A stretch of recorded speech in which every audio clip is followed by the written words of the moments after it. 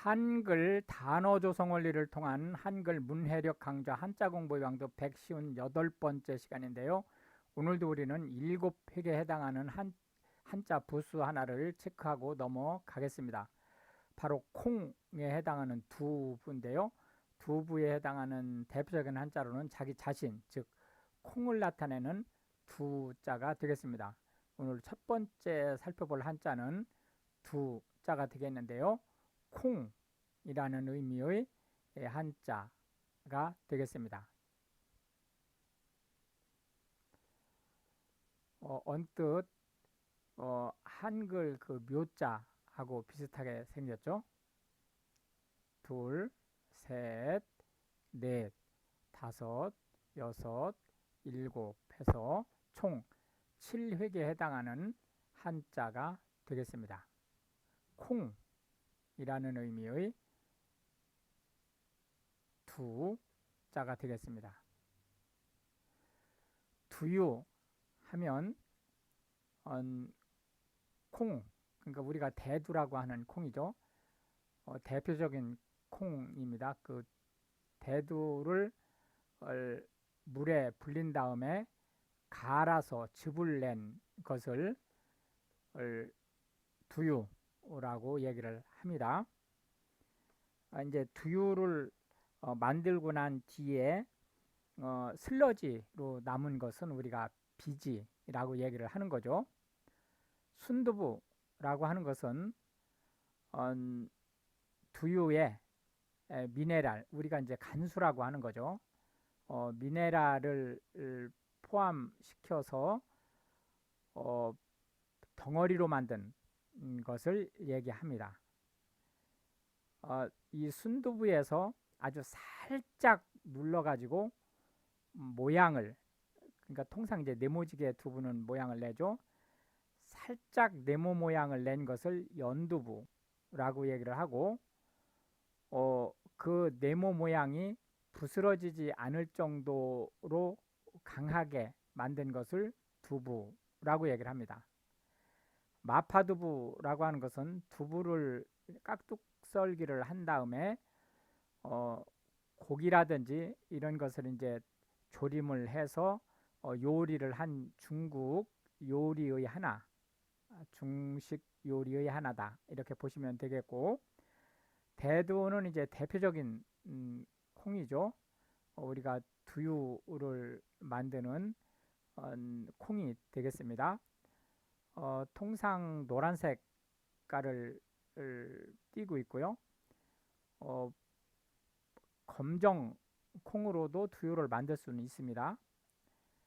녹두라고 하는 것은 대두나 흑태, 즉 검은 콩보다는 크기가 아주 작은 녹색의 콩입니다.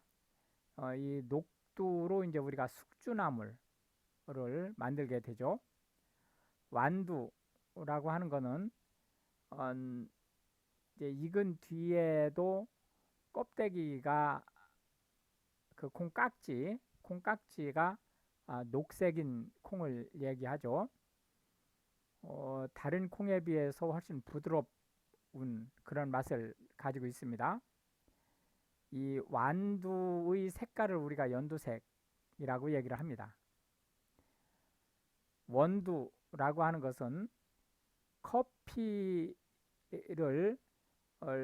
만들기 전의 원상태의 콩을 얘기합니다. 이제 이 콩을 반쪽으로 쪼개서 이제 로스팅을 한 다음에 가루로 내서 커피를 만들게 되죠. 종두득두라고 하는 것은 종이 파종하다라는 뜻이죠. 콩을 파종하면 득이 거둔다는 뜻이죠. 콩을 거둔다는 말이죠. 그러니까 심은 대로 거둔다라는 말로 무슨 일인가를 하면 선의로 하면 선한 결과가 나오고 악의로 하면 악한 결과가 나온다라는 교훈을 가지고 있는 말이다. 이렇게 보시면 되겠습니다. 두 번째 살펴볼 한자는 망자가 되겠는데요. 바라다 라는 의미의 망자가 되겠습니다. 망하다라는 의미의 망자에다가 달월자, 그리고 밑에 임자 또는 임금이라고 하는 왕자를 합해서 망자, 바라다라는 의미의 망자를 만듭니다. 둘, 셋, 넷, 다섯, 여섯, 일곱, 여덟, 아홉, 열, 열하나 해서 총 11획에 해당하는 한자가 되겠습니다. 바라다라는 의미의 망자가 되겠습니다. 어떤 일이 이루어지기를 원하는 그런 것을 우리가 바라다라고 얘기를 하죠. 그 바랄 망자가 되겠습니다. 소망이라고 하는 것은 이루어지기를 바라는 마음을 얘기합니다. 희망과 소망은 같은 말인데, 소망이 어떤 일이 이루어지는 그 자체를 얘기한다면, 희망은 삶의 의욕을 얻는 그러한 소망이라는 의미를 내포하고 있습니다. 전망이라고 하는 것은 경치를 보기 좋은 상태를 얘기하는데요. 이러한 경치라고 하는 것을 어떤 일, 사업, 프로젝트 이런 거에 그 투영을 해서 그 일이 앞으로 되어 갈 것 같은 상황을 전망이라고 합니다. 그래서 그 사업은 전망이 좋아. 그러면은 앞으로 잘 될 것 같다라는 의미를 얘기하는 거죠. 야망이라고 하는 것은 큰 꿈을 얘기합니다.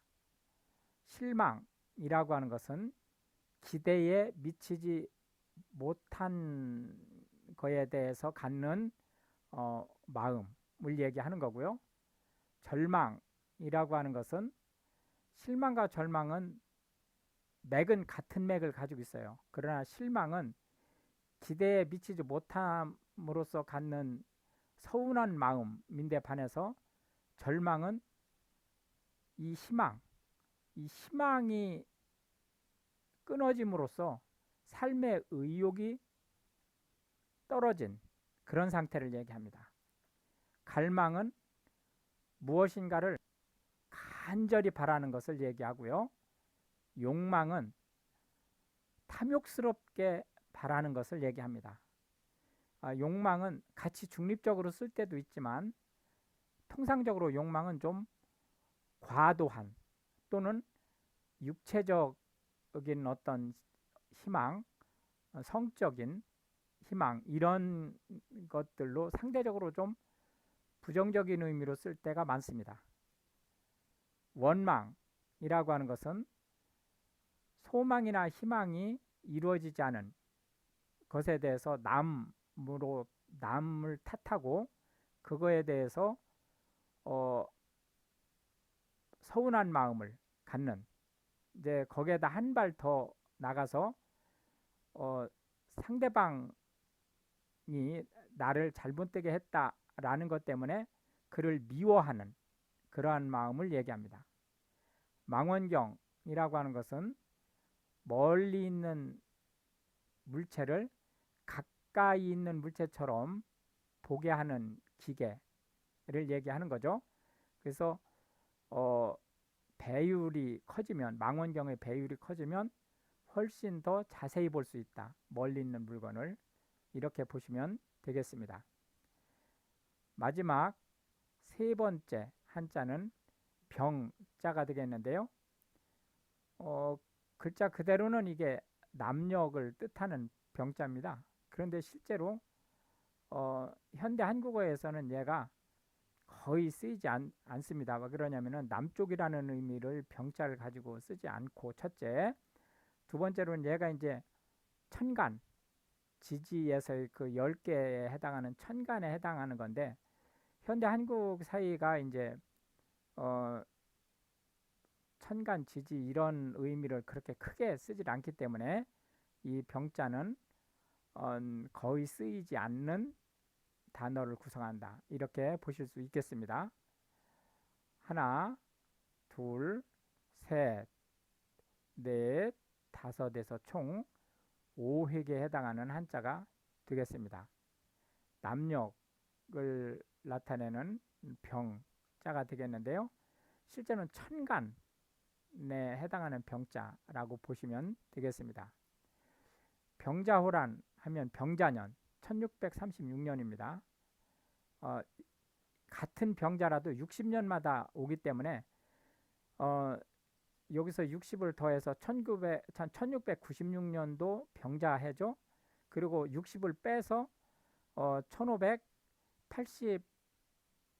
66년도 병자해가 되는 겁니다. 그러니까 그거 참고하시면 되겠고, 병자호라는 여진족이 후금을 세웠죠. 그 후금이 청나라가 이제 되기 직전에 조선한테 명을 배척하고 자기들이 청나라를 이제 세울 생각을 가지고 있었기 때문에 자기들한테 협조하라고 했는데 이제 협조하지 않음으로써 발생한 침범입니다. 이 병자호란으로 인해서 한반도 역사상 왕이 직접 나가서 적장에게 무릎 꿇고 투항하는 그러한 일이 벌어지죠. 병인 박해는 병인년 1866년에 대한민국 역사상 가장 극심한 가톨릭 그 신도들을 투옥 학살한 사건입니다. 이 병인년에 그 피해를 본 이제 대표적인 그 신부들이 이제 프랑스인들이었기 때문에 바로 그 해 같은 1866년에 프랑스에서 이제 자국민 보호라는 것을 빌미로 해서 강화도를 이제 침략을 하죠. 이것을 우리가 병인양요라고 얘기를 합니다.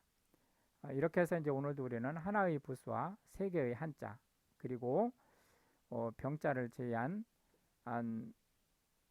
현대 한국에서 쓰이고 있는 대표적인 한자 그 단어 10개씩을 살펴보았는데요. 이것이 한글 문해력 향상에 크게 도움이 되고 또한 외국인으로서 한국어를 배우려고 하시는 분들한테 한국어 단어가 어떻게 구성되는지 그리고 그게 어떻게 활용되는지에 대한 폭넓은 이해를 전달할 수 있게 되기를 바라겠습니다. 시청해 주셔서 감사하고 우크라이나를 위해서 기도해 주시면 더욱 감사하겠습니다.